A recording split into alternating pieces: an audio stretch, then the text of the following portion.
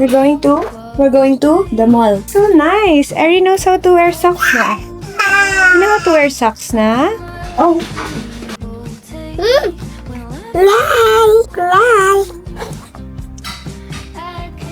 Hi guys, I made tea for that and this green tea. For that, then you can buy this tea. I get energy, but I can got it and need hiding.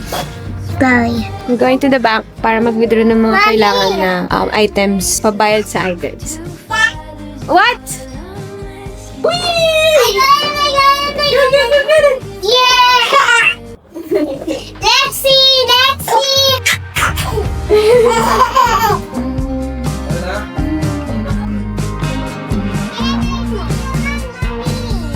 Bitaw?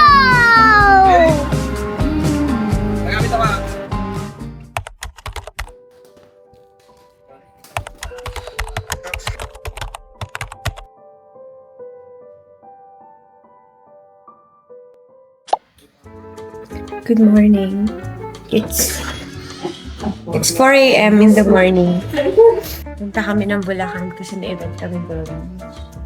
Evento. Pero exciting kasi event sa Bulacan.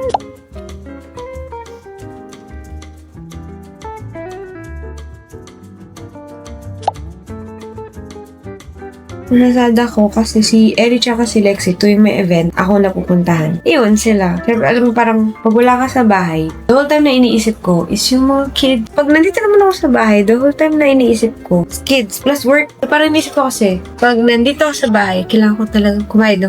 Kasi pag nakikita ko yung kids, kailangan ko magkaroon ng something for them. Yung may provide, ganun. Nakikita ko na sarili ko. Anyong? Outfit check. 1970s pa. Alis na kami. Nakabahan ako kasi may mga lindol scare anywhere. Kaya nagpe-pray ako sana maging safe yung day namin at dito sa bahay. At yung mga bata.